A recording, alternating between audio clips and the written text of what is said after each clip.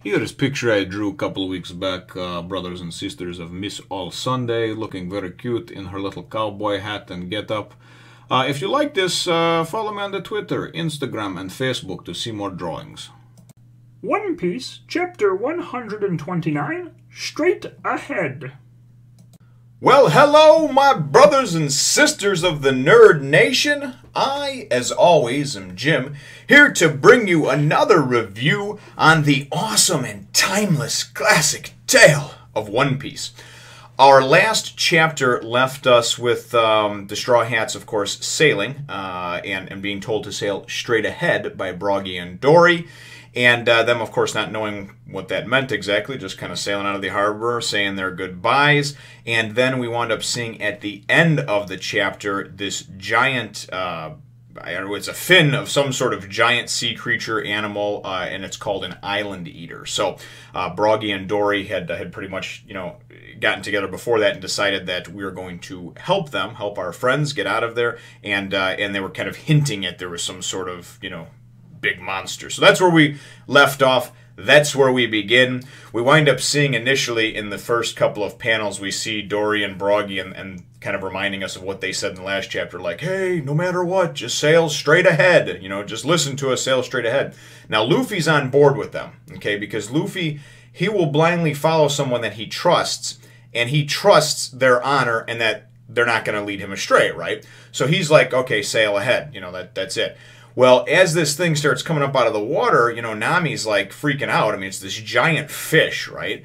And it's got its mouth open, and I mean, it's, big as an island eater, obviously, that's where the name comes from. And Nami's like, no, you can see that she has little faith in anything but what she can control. So she's like, Usopp, turn the wheel. And then, Usopp's like, yeah, but we're supposed to go straight ahead. And Luffy says, no, straight ahead. Usopp double checks, right, Luffy? Straight ahead. And he says, yep. So they sail straight into the mouth of madness, right into the mouth of this giant fish, right? And then Dorry and Broggy, describe it. It's basically described by someone, whether it's Dorry and Broggy or the Straw Hats, as this giant goldfish, okay? And we understand that this thing eats islands. And so we get Dorry and Broggy going, and as they're sailing into it, again, there's a few pages of just kind of like, no, and mainly it's Nami who is like, no, we can't trust him. We're sailing into the mouth of this thing. But I'm sure everybody's nervous because here they are. They're like, this is not, this is not Laboon, the whale that they went into. So they wind up going into the whale, or into this goldfish, and then we wind up getting a really cool, cool move done by them. That's basically Hakaku sovereignty, and they both at the same time, attack and nail this goldfish. And we can only assume that they blow a hole in his ass or in some side of it, because Luffy and them went into its mouth, sailed straight ahead, and then all of a sudden they come flying out of the goldfish, this giant goldfish. It's the size of an island, and Luffy's like, wow, what a view! And then Usopp's like, wow, they hacked a hole right through it. So it's kind of cool, we see them too going and kind of fall back on the on the beach or whatever, and they've broken their axe spear looking thing and the sword of Dorry and Broggy. It's been broken on this island eater. So so then we go and we get a little bit of a background story that's pretty cool about why they're fighting to begin with, and it's nonsensical, so it's almost unbelievable thinking like these two idiots would fight over this for 100 years.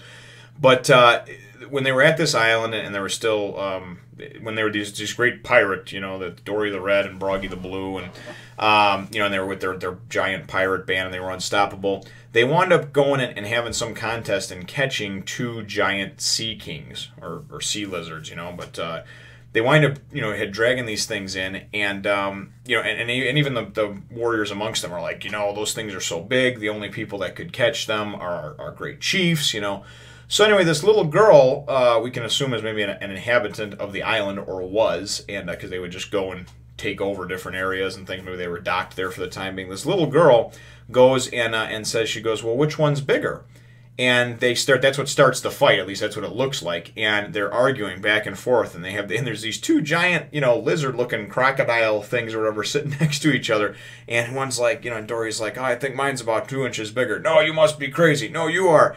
And we can see that's where the fight started, because then they go and they show the same shot 100 years later, of course, and it's the skeletons of those two creatures. And those were those two giant skeletons, you know, that we could see in the distance. That and it's just comical because then they go and they sit down next to each other, and I don't know, you know, I think Broggy says to Dorry, hey, you know, there's something I almost remembered something, almost like they're going to remember what they were fighting about, and they're going to just basically shake hands and say it was stupid to begin with. And he's like, oh, yeah, it sounds like it. And then all of a sudden the volcano goes off, and they're like, oh, well, that's the signal. Now we got to go. So back in, let's settle this, you know. So back to battle 73,468, I guess. So anyways, we get some insight into that. We then go and see the Straw Hats sailing on what appears to be calm waters at the time. And there's a little exchange between Vivi and Nami. Vivi's very excited to be going back home. Certainly, she has some flashbacks as well, you know, of basically being told by, you know, Igaram and stuff, you know, you got to make it back. You're the only hope. You know, that the king is irrelevant now, or he has no power now. Whatever, you know what I mean. You're the only one that can save the kingdom. Is the bottom line here. And you know, so her and Nami, and then Nami's like, it's okay, we're going there, and you know, you should be happy, and she is.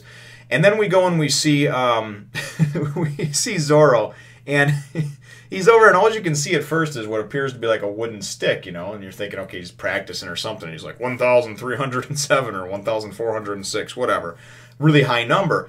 It zooms out and then goes and shows that it looks like he's got like a stick with like weights on the end of it, right? And he's holding it out and he's swinging it back and forth to build strength.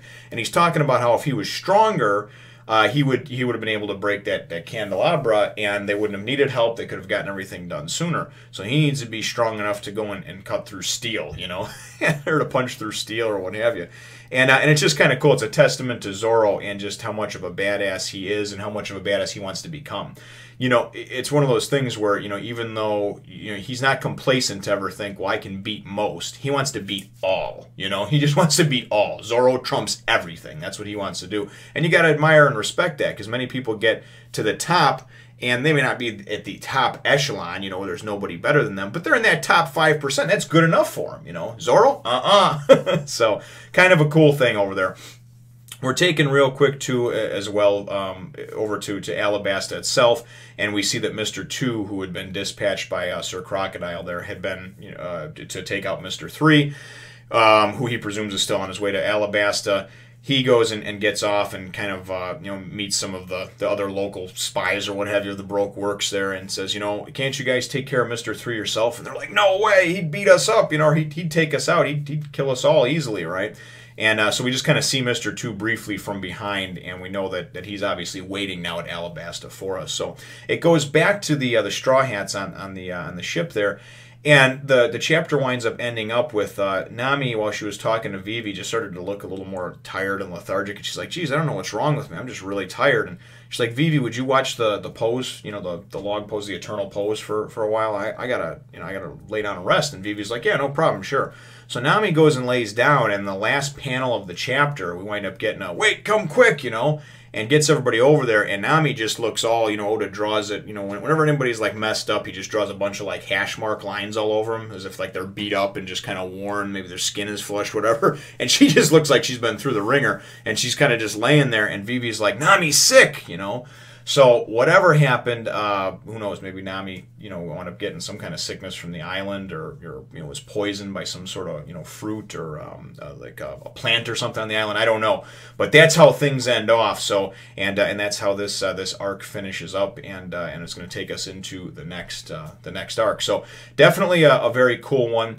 And I guess my question is, my chapter question, now knowing about Dorry and Broggy, because I know that they're kind of beloved characters, and I liked them. I enjoyed them because I like dinosaurs, giants, all that type of mythical stuff. But really, it just boggles my mind that these two ding-dongs, for a better word, were fighting over the size of, you know, these sea kings or these lizards that they had caught, right, for 100 years. I don't care if you live 1,000 years. I would not waste 10% of my life fighting over something so trivial. And you can't even bring into it's about honor and everything else. No, that's just, in my opinion, that's just blind stupidity. It's blind stupidity, and it's not being willing to pay attention to what the person on the other side is saying and to compromise anywhere in the middle. It's my ground is right, and that's it. You know, it's the whole, it's mine's bigger, and that's what they were fighting about, right? Instead of just having like an objective third party measure them and tell them, and you know what I mean? Let's fight for 100 years, right? So my chapter question is, what do you think of that, of their whole battle? You know, do you think it was trivial and nonsensical, stupid, if you will, now that you know what it was about? Or do you think that it really was a matter of a pulling out? And there's no right or wrong in this. You know, I just gave you my opinion of it. Just my personal opinion how I would handle it, but I am not like most, so take that for what it's worth. Remember to leave your answers, brothers and sisters, in the comments down below. Feel free to hit the thumbs up, the like button if you should think that I deserve it. And subscribe if you have not done so already. We will look forward to catching you in the next one, Nation. Join the Nerd Nation, my brothers and sisters. You will not regret it. Who the hell are you? Get the hell out of this studio right now. I am not playing games with you, my friend.